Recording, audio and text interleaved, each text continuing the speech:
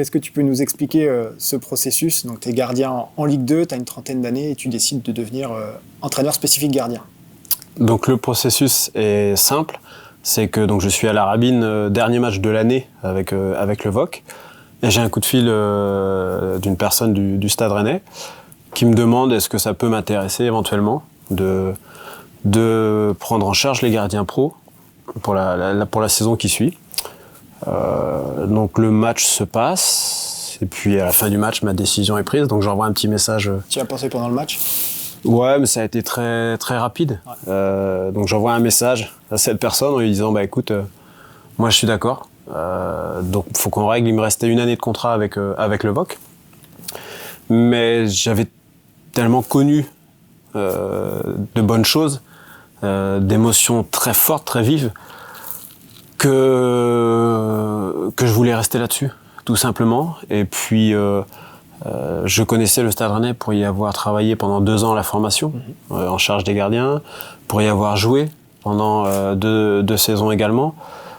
Donc, je connaissais beaucoup de monde en interne, et c'était un nouveau choix de carrière, une orientation professionnelle que je pouvais pas rater parce que j'aimais ça aussi, entraîner les gardiens de but. Et là, accéder directement, on va dire, au Caviar, qui est la Ligue 1, à Rennes, qui est...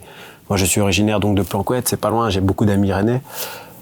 Bah, ça me paraissait évident d'essayer le challenge. Donc, ça s'est fait rapidement. 2 ou 3 jours après, je suis allé voir le président et le coach du VOC. Ils ont compris... ils ont compris, il n'y a pas eu d'opposition. Bah ouais, c'était normal. Et puis avec Rennes, ça s'est fait vite aussi. Et puis, et hop, c'était parti. Et tu es resté combien de temps du coup à Rennes? À Rennes, j'ai fait 9 saisons et 2 mois. Et 2 mois. Voilà. Et ce début d'aventure avec Lorient depuis la rentrée. Voilà, exactement. Okay. Et donc tu as déjà eu un bon passé d'entraîneur. Et pourquoi tu n'as pas sauté le pas d'entraîneur spécifique gardien à entraîneur général d'une équipe? Que c'est quelque chose qui t'a effleuré l'esprit ou qui te... Je n'en ai pas envie. T'en as pas envie? Non, aujourd'hui je m'épanouis pleinement dans ce que je fais. Je pense qu'il y a encore beaucoup de choses à réaliser, beaucoup de domaines à visiter, à exploiter, à découvrir. L'avantage aussi de notre métier, c'est les effectifs se font tous les ans. Donc les gardiens que l'on a en face souvent changent. Pas forcément les 3, mais il y en a un nouveau, il y a un jeune qui arrive et tout ça. Donc c'est un métier où on est tout le temps en mouvance. La preuve, là j'ai changé de club. Je risque, avant mes 60 ans, de changer encore de club. Ça fait partie du métier. Donc ça me plaît. Et sur la partie spécifique goal, aujourd'hui, ça a toujours été ma passion. Depuis jeune, j'ai été gardien de but. J'adore ce poste, j'adore cet état d'esprit. Donc j'ai pas envie d'aller sur un entraînement général. Là, je suis pas attiré par ça aujourd'hui. Non. Et du coup, quelles sont tes ambitions personnelles aujourd'hui? Est-ce que tu as un plan rêvé de carrière ou des ambitions d'évolution de ce rôle de gardien, d'apporter ta pierre à l'édifice? Depuis que j'ai une petite carrière, j'ai vécu du foot toujours. Maintenant, j'ai pas une grande carrière en tant que joueur. J'ai fait quand même quelques clubs, j'ai bougé assez souvent. J'ai toujours privilégié mon cadre de vie et ma liberté un peu d'action. Donc j'ai pas un plan de carrière professionnel. Si je suis pas bien dans un club, dans un endroit, je vais pas y rester. À Rennes, c'est ce qui s'est un peu passé à la fin, je m'y retrouvais plus. Ça m'a pris la tête et tout ça. Donc je me suis exprimé, ça s'est arrêté et j'étais soulagé, j'étais content. Là, je retrouve Lorient et je me sens bien dans mon cadre de travail, je me sens bien, je prends plaisir à venir tous les matins. Et moi, c'est ce qui compte. Alors, certes, aller à Béziers, à Orléans, c'est moins sexy que d'aller au Vélodrome ou au Parc des Princes, bien évidemment. Mais moi, dans mon métier, je m'y retrouve. Parce que j'ai des gardiens, il y a des choses à mettre en place. Le club, c'est un vrai bon club. C'est des infrastructures de Ligue 1. Vous avez vu un petit peu. On a fait le tour tout à l'heure. Donc moi, je me plais ici. Et c'est ce que je recherche avant tout. Je me dis pas, il faut que je gagne ça, il faut que j'aille là. Non, et je me dis d'abord, il faut que je sois bien. Parce que sinon, ça va me prendre la tête et je vais devenir désagréable et un peu chiant. Avec tes gardiens, ça va pas être terrible. Non, c'est pour ça. Et comment Donc tu es arrivé entraîneur spécifique gardien de but. Est-ce que tu avais passé les formations en même temps que ton cursus de joueur ou tu l'as fait ensuite? Alors, j'ai pas forcément été un bon modèle en ce qui concerne les formations gardien de but parce que je n'ai eu mon CEGB seulement il y a 2 ans. D'accord. Donc j'ai tardé à aller faire la formation. J'étais pas un bon élève. Avec le recul, je pense que j'aurais dû y aller plus tôt parce que c'est une formation quand même qui est intéressante quand on démarre, qui apporte des outils, de la méthodologie, de la mise en place, de la réflexion. Puis après, sinon, j'ai suivi le process, les formations, tout ce qui était avant animateur senior et tout ça, pour aller jusqu'au BEF maintenant, et puis le CEGB pour terminer, quoi. Et justement, le CEGB, c'est son contenu. Comment ça se passe? C'est sur 1 an? Tu vas à Clairefontaine? Voilà, c'est 4 fois 3 jours. Ouais. 4 fois 3 jours, et puis ce que j'ai bien aimé, c'est qu'on rencontre des entraîneurs de tout niveau. Il y avait 1 ou 2 entraîneurs qui étaient en pro, il y avait des personnes qui tenaient, des coachs qui avaient un groupe de 5-6 dans un club amateur, d'autres qui avaient une section. Donc ça permet déjà d'échanger, de sortir un peu de notre cadre. Mes semaines, c'est maison, bureau, terrain, maison, match. Et il y a un moment, sans sortir de ça, on a vite fait de croire qu'on a les meilleures idées, on a vite fait de croire qu'il n'y a que nous à bien travailler. Et ça, déjà, ça ouvre. Ça permet d'aller, on va à Clairefontaine, pareil, les conditions sont bonnes. L'encadrement permet d'avoir des intervenants extérieurs sur prépa physique, prépa mentale. Donc vraiment, ça apporte des outils et surtout une ouverture d'esprit. Et puis après, c'est apprendre à construire une séance. Donc bon, ça, je maîtrisais un peu plus. Mais au départ, c'est pas facile de se dire comment je construis une séance. À partir de quoi? Avec quel public il faut faire ça? Donc ça donne quand même de bonnes bases pour démarrer. Ouais. Et tu as des mises à niveau de ce diplôme régulières? Est-ce que tu retournes, je sais pas Non, là, c'est pas prévu. D'accord. Là, c'est pas prévu. Je crois qu'il y a une évolution du diplôme ou la création d'un nouveau diplôme qui est dans les cartons, mais j'ai pas plus de précision que ça, quoi. D'accord. On en revient à ton club de Lorient, donc, que tu as intégré à la dernière intersaison. Comment tu as procédé quand tu es arrivé dans ce club, puisque tu avais un effectif de gardiens déjà existant, un staff en place? C'était toi le petit nouveau en fait. Donc qu'est-ce que tu as fait pour intégrer le club, sa philosophie, et puis pour prendre en charge ton groupe de gardiens? Je suis arrivé le lundi matin, déjà j'ai fait un pôle lundi midi pour tous les salariés, comme ça c'était réglé. La présentation a été faite, mais n'est-ce pas Polo, il était invité. Mais au moins, je pars du principe que quand on va dans un nouvel endroit, c'est à nous d'aller vers les gens. Parce que, comme tu dis, il y a des gens qui sont là depuis des années, le club a une image et tout, et donc ma conception c'est d'aller et puis de découvrir et de m'intégrer et de faire en sorte que ça se passe bien. Donc déjà j'ai fait un pot à midi, je me suis présenté, donc ça c'était bien. Ensuite l'intégration ça s'est bien fait parce que je connaissais aussi quelques gardiens de but. D'accord. Puisque Maxime Patier, qui fait partie du groupe, moi je l'ai eu à la formation à Rennes, il était chez nous. Parce que Daniel Petkovic, je l'avais eu à l'essai au Stade Rennais, donc je le connais et puis on était encore un petit peu en contact. Donc sur les gardiens de but, il y a vraiment Ilan Mélier que j'ai découvert en tant que tel. Mais l'année dernière, j'étais venu une ou 2 fois ici, je l'avais aperçu et tout ça. Donc j'arrivais pas complètement dans l'inconnu. Déjà pris des notes, des marques, tu connaissais déjà. Voilà, j'avais ma petite idée déjà des personnes que j'allais rencontrer, des gardiens que j'allais rencontrer.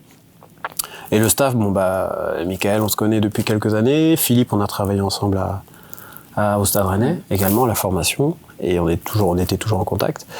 Et puis donc Flo et Pierre, pareil, lorsque j'étais venu visiter le club l'année dernière, pendant mon chômage, je les avais rencontrés.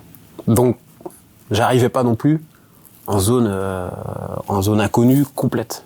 Donc ça a été assez rapide. Et puis les personnes qui étaient là aussi m'ont bien accueilli. Donc ça a été vraiment facile, quoi. Et il faisait beau. Ouais. Donc t'as vu le cadre. En plus t'arrives, tu longes la mer, t'arrives à Kerlire. Les terrains, c'est des caviars. Voilà, quoi. Trop bien. Oui. Très content d'arriver dans ce club structuré. Et du coup, toi, de redécouvrir la Ligue 2. Championnat, qu'est-ce qui te plaît dans ce championnat, qu'est-ce qui te déplaît à contrario? C'est un championnat difficile. C'est un championnat difficile avec beaucoup d'impact. Ce sont pas les mêmes matchs. Les ambiances aussi sont sont particulières parce qu'on peut avoir un grand stade avec un peu moins de public. C'est pas du tout pareil. Il y a un petit peu moins de médiatisation. Ça n'a rien à voir par rapport à la Ligue 1. Rien à Justement, voir. est-ce que tu prends en compte ces aspects-là pour préparer tes gardiens différemment, comme tu le faisais au Stade Rennais en Ligue 1 ? Je trouve que c'est plus facile pour eux à vivre la Ligue 2 parce qu'ils sont un peu plus tranquilles en match. Parce qu'il n'y a pas une tribune de 5 ou 6 000 personnes derrière qui met la pression. Alors parfois, dans un stade vide, une bonne insulte que tu entends bien et que tu identifies à personne, c'est pas toujours, ça peut être déstabilisant. Mais quand même, l'ambiance générale sur le gardien est moins importante qu'en Ligue 1. Il y a aussi un peu moins de médiatisation dans la préparation du match, dans l'avant-match. Donc pour se concentrer, moi je trouve que c'est quand même plus facile. Après, pour passer des consignes, c'est pareil. C'est-à-dire que comme il y a un petit peu, c'est plus facile de passer une consigne quand il y a 8-9 000 personnes que quand il y a 60 000 personnes. Donc moi, pour travailler, je trouve que c'est plus confortable. Maintenant, on n'a pas non plus les mêmes profils de gardiens, mais c'est une bonne division pour progresser et avancer, quoi. D'accord. Ça m'amène à venir sur le terrain d'entraînement. Donc, comment tu procèdes pour tes séances ? Est-ce que tu as des créneaux réservés pour ton spé gardien ou est-ce que c'est à l'adaptation ? On dit tiens, tu as 40 minutes, tu as 45 minutes pour préparer tes gardiens. Est-ce que tu as une semaine type finalement ? Alors, ouais, j'ai quand même une semaine type parce que la priorité quand on est avec les pros, c'est la performance en match. Donc il faut faire en sorte que on va dire du dimanche ou du lundi jusqu'au vendredi, il faut que le vendredi, le gardien il soit prêt physiquement, techniquement, il soit prêt à faire son match à intensité max ou à haute intensité. Alors si on part, moi je pars un peu du match, c'est-à-dire que la veille du match, je vais être plus sur du travail de vivacité, de réaction. Si par exemple il y a des coups de pied à arrêter qui sont travaillés collectivement, je vais essayer d'intégrer un peu de jeu aérien pour le préparer, psychologiquement déjà, et puis même techniquement et physiquement. L'avant-veille, donc 2 jours à J-2, j'aime pas couper déjà. Je sais qu'il y en a qui coupent, mais moi j'aime pas couper. Pour moi, le gardien de but, il doit travailler plus qu'un joueur, et puis surtout, l'intensité d'un gardien de but tout au long de la semaine, si elle est gérée, il peut travailler, il peut faire 5 séances dans la semaine. Donc le jeudi, je coupe pas, mais je mets pas d'exercice à haute intensité. Donc si j'ai pas prévu de faire de la réaction du réflexe le vendredi, par exemple, j'en mets le jeudi. D'accord. Voilà. Donc c'est pas trop de déplacements, quoi qu'il arrive, et des réactions plutôt, des ballons qui viennent plutôt sur lui, de la fermeture d'angle, des trucs comme ça. Après, je tiens compte également sur la partie collective, souvent il y a du jeu devant le but. Donc ce qui est bien, notamment avec Flo et Philippe ici, les adjoints, c'est que parfois on construit une séance ensemble. C'est-à-dire qu'ils me demandent, Chris, est-ce que toi tu veux mettre en place un exercice qui peut être utile ? D'accord. Et donc si j'ai vu par exemple que l'équipe adverse elle fait beaucoup de centres en retrait dans les 5,50 ou qui marque beaucoup et que nous on va essayer de travailler ça, on essaye d'aménager la séance. Donc à partir de la séance qui peut être aménagée pour le week-end, moi j'aménage mon échauffement. Donc tu fais du spécifique et du global, quoi. Tu participes à la création des exercices globaux. Là avec ce staff, ouais, on a parfois des petites séquences comme ça, donc c'est intéressant. Mais ça veut dire que donc l'échauffement, je l'oriente pour ensuite entrer sur la partie avec le groupe. Donc ça à l'avant-veille. Donc J-3, c'est là où on met J-3, J-4, c'est là où on met un peu un peu plus d'intensité. Voilà. Alors soit du volume, soit il y aura une partie musculation, beaucoup d'appui, un peu plus de ballons enchaînés. Bon là normalement on doit aller chercher un peu plus loin et un peu plus fort, quoi. Voilà, sur des spé qui vont être normalement un petit peu plus longs, sur entre 40 minutes et 1 heure. D'accord. Moi j'aime bien qu'il double. C'est-à-dire que, alors si on est le vendredi, ou le lundi après-midi, ou le mardi après-midi, souvent ils doublent. Ils font 2 entraînements, un matin et un après-midi.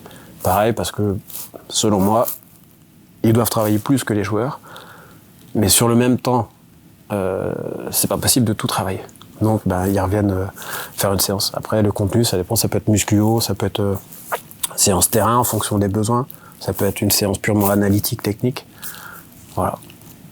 Et toi, par rapport à ta planification, est-ce que tu as une planification, je sais pas, au mois, au trimestre? Non. Tu t'adaptes toujours tes contenus selon le film ou selon le dernier match? Non, selon les besoins du gardien. C'est-à-dire qu'au début d'année, j'arrive et je fais un bilan des gardiens.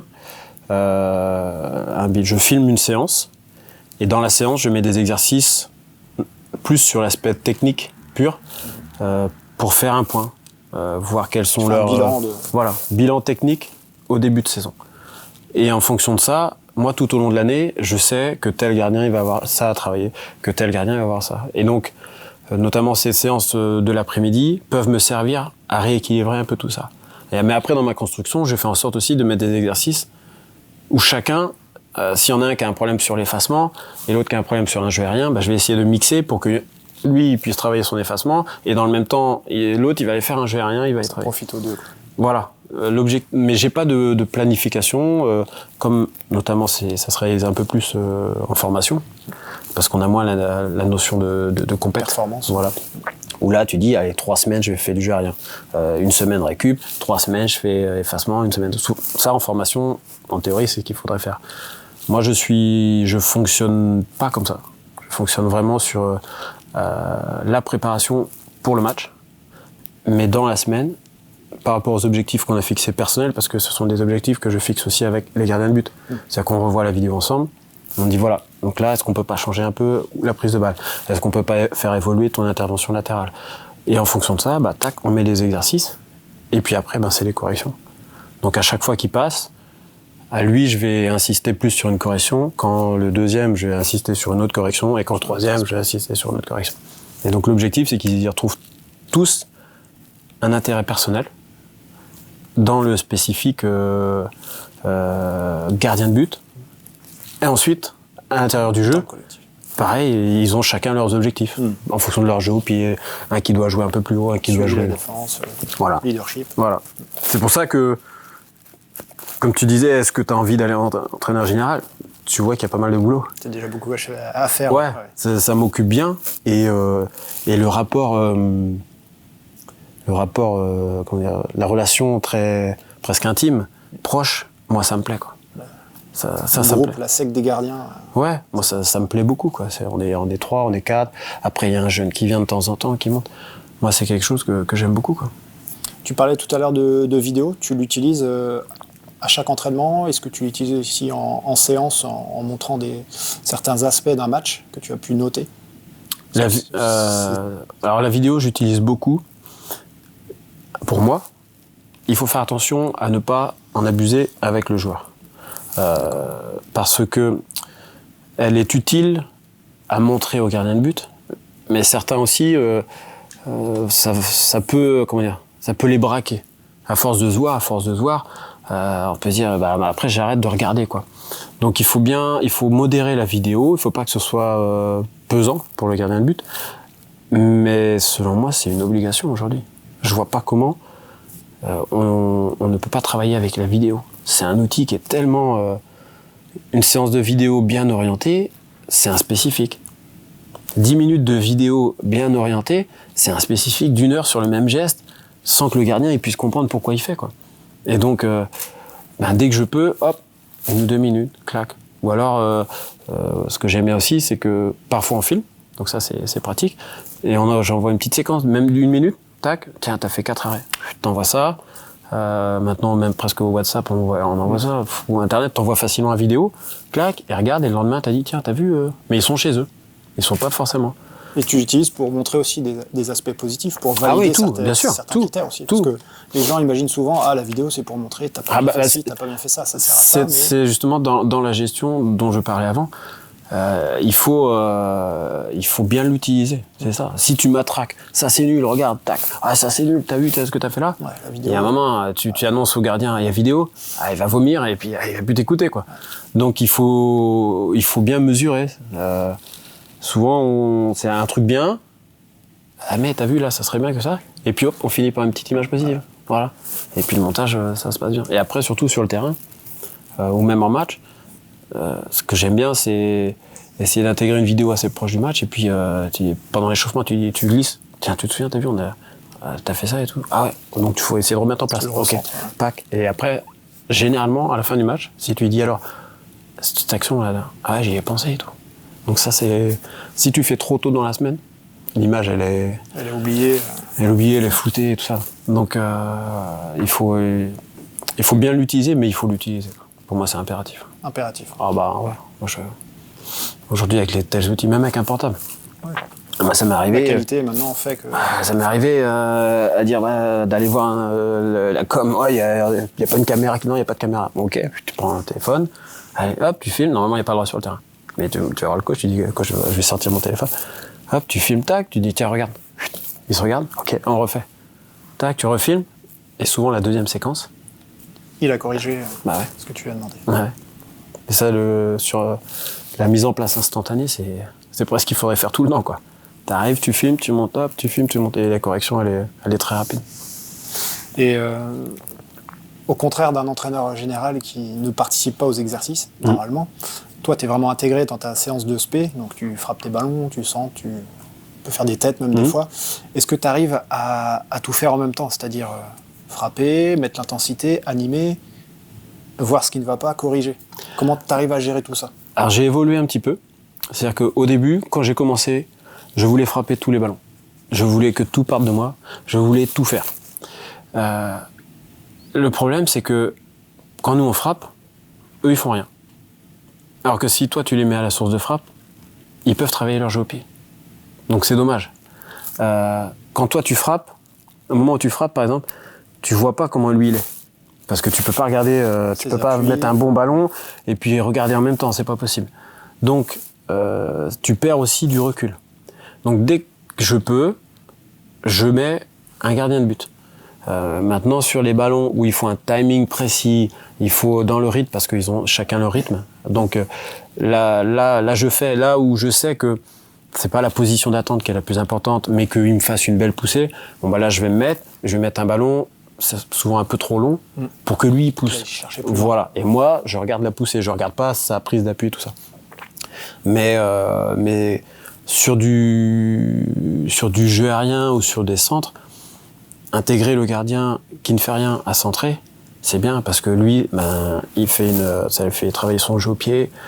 C'est une longueur de frappe qu'il a pas souvent lorsqu'il est avec le groupe, parce que souvent on relance court ou c'est des jeux un peu plus courts. Et moi surtout, ça me permet de prendre du recul. Et puis tu peux voir le gars qui frappe, donc tu peux corriger son jeu au pied. Et puis tu peux voir le gars qui va sur le jeu aérien et tu lui corriges son jeu aérien, pardon. Donc là aussi, j'ai changé un petit peu. Ouais. Comment tu arrives à tenir concerné tous tes gardiens? C'est un numéro 1, un numéro 2, un numéro 3, un numéro 4. Tout au long de la saison, il faut les maintenir concernés, parce que demain, peut-être le numéro 2 va devenir numéro 1. Ouais. Quel levier tu utilises au quotidien pour les garder focus? Ce qu'on disait, ce dont on parlait avant, objectif personnel. Voilà. C'est que, bien sûr, ils ont tous envie de jouer, mais dans les périodes les plus difficiles, il faut réussir à trouver un levier qui va faire avancer quand même le gardien de but. Et là, ce sont les objectifs personnels. Donc c'est l'amélioration d'un geste technique, c'est l'amélioration d'une qualité d'appui, c'est l'amélioration je sais pas, au niveau du renforcement, du gainage, du muscu et tout ça. Et donc, à partir du moment où vous arrivez à fournir au gars quelque chose de la matière, vous lui montrez que en travaillant, même s'il joue pas, il va progresser et qu'un jour ça peut changer et que quand il reviendra à jouer, il sera meilleur. Souvent ça se passe bien. Mais si ça glisse, si le mec il a plus rien, il voit que les entraînements sont les mêmes, qu'on fait toujours la même chose, et en plus il joue pas, quand l'hiver arrive, c'est compliqué, hein, c'est bonnet, cache-nez jusqu'ici, ou au-dessus même, et là c'est compliqué. Donc ma séance de vidéo et mon bilan de début d'année, moi il me sert aussi à ça. Il me permet lorsque ça va un petit peu moins bien, de dire allez, on reprend, nous on a ça à travailler, paf paf, et puis après on verra. Et cette saison, par rapport à ça, justement, tu as un cas un petit peu particulier que connaissent beaucoup d'entraîneurs de gardiens, c'est-à-dire que tu as un numéro 1 qui est plus forcément titulaire, il y a un numéro 2 qui est venu jouer, qui est reparti, qui est revenu maintenant. Comment tu gères ça, cette relation entre tes gardiens, et puis le fait d'accepter de ne pas jouer, et le numéro 2 de devenir numéro 1? Alors, première chose, quand moi j'arrive, quand j'arrive ou quand j'ai une réunion au début d'année avec les gardiens, la concurrence, c'est pas si toi t'es numéro 1, moi je suis numéro 2, c'est pas nous qui l'instaurons. C'est les dirigeants et l'entraîneur. C'est-à-dire qu'on nous a appelés pour venir jouer. Donc c'est toi, et quand on t'appelle, on te propose un contrat pour venir jouer, tu dis oui. Donc la concurrence, elle n'est pas instaurée par les autres. Donc c'est pas de la faute des l'un et des autres si le groupe il est un peu formé comme ça, entre guillemets. Après, c'est chacun dans sa partie, vous cherchez à être meilleur, et puis l'entraîneur il décide. Donc vous n'avez aucune raison de vous mettre des bâtons dans les roues. Ça ne changera rien. Donc vous n'avez aucune raison de vous mettre des mauvais ballons. Ça ne changera rien. Au contraire, ça va vous freiner tous les deux dans la progression. Ça va énerver encore plus l'entraîneur, ça va énerver encore plus tout le monde. Donc quoi qu'il arrive, vous serez perdant. Donc moi, sur mon groupe de gardiens de but, je leur dis bien, on est, oui, concurrents, mais vous vous auto-stimulez. Vous vous auto-stimulez. Donc maintenant, vous avancez ensemble. Et après, vous avez le droit, et c'est même mieux si un gardien il est un peu déçu, en colère de ne pas jouer. C'est mieux. C'est une réaction saine, finalement. Oui, bah bien sûr. Un joueur qui vient et qui râle parce qu'il joue pas, à partir du moment où il apporte des bons arguments, c'est bien, ça veut dire qu'il est motivé, qu'il a envie.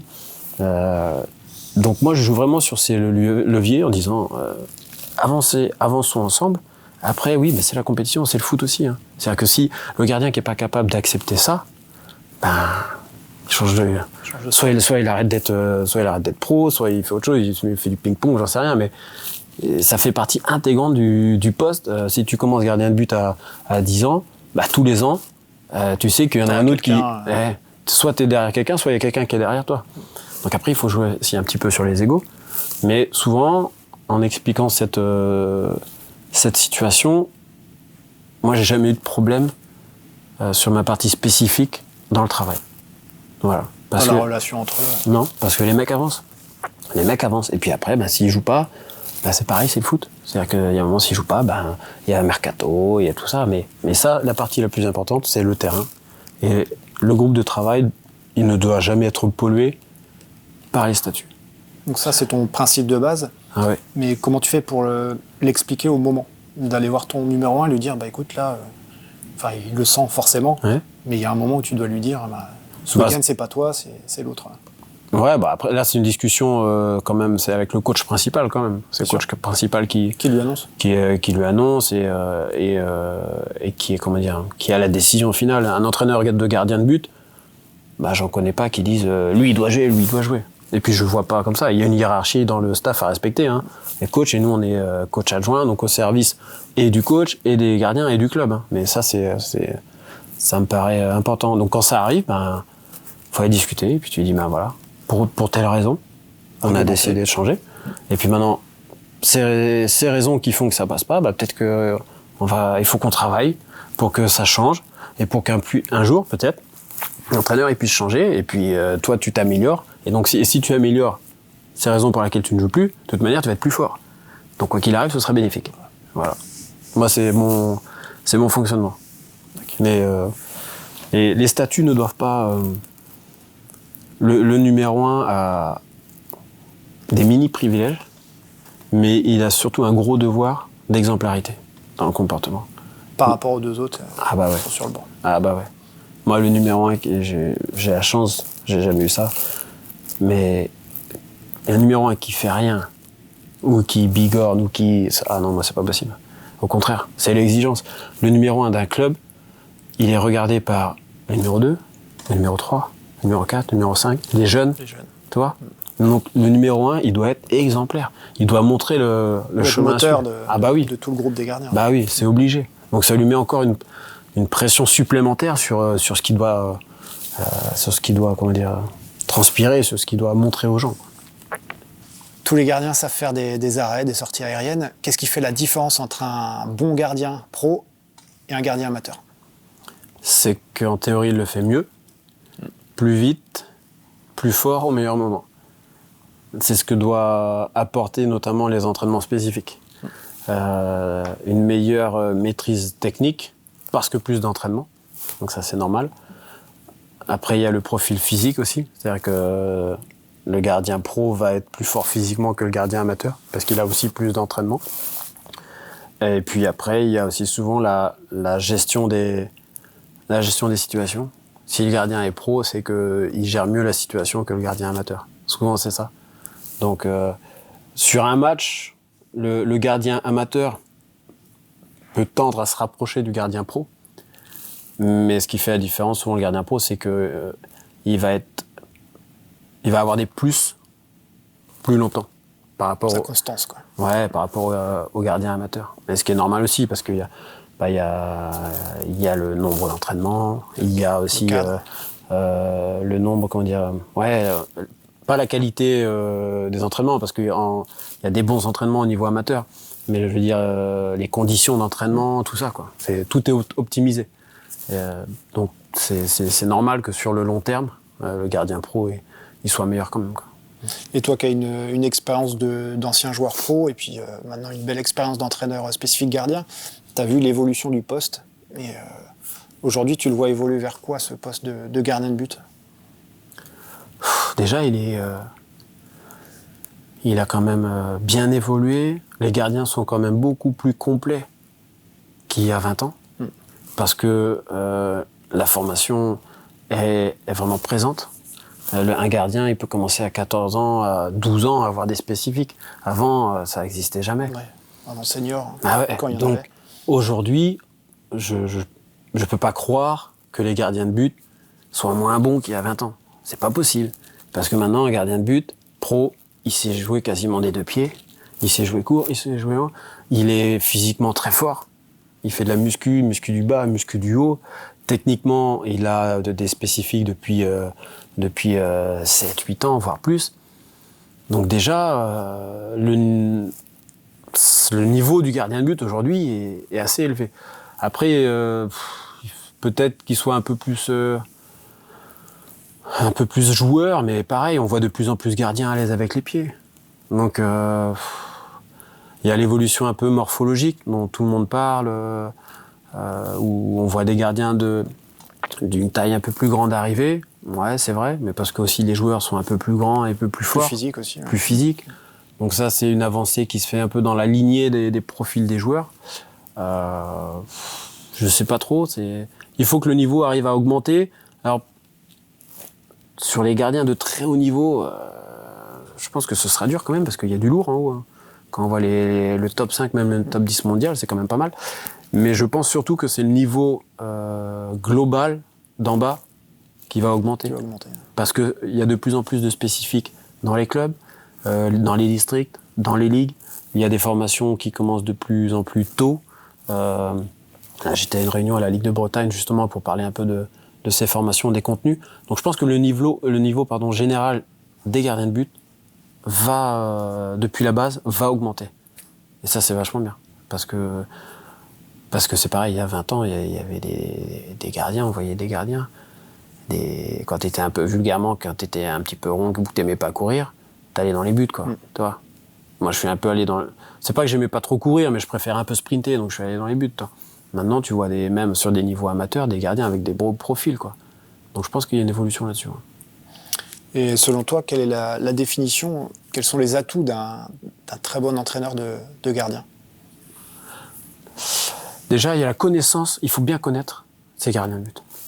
Il faut connaître le gardien, il faut connaître l'homme. Il faut... moi, par 2 fois, je suis allé à l'étranger voir le cadre familial et l'origine de mon gardien de but. Parce qu'il faut cerner. Il faut cerner d'où ils viennent. Il faut cerner. C'est bien de connaître la structure familiale.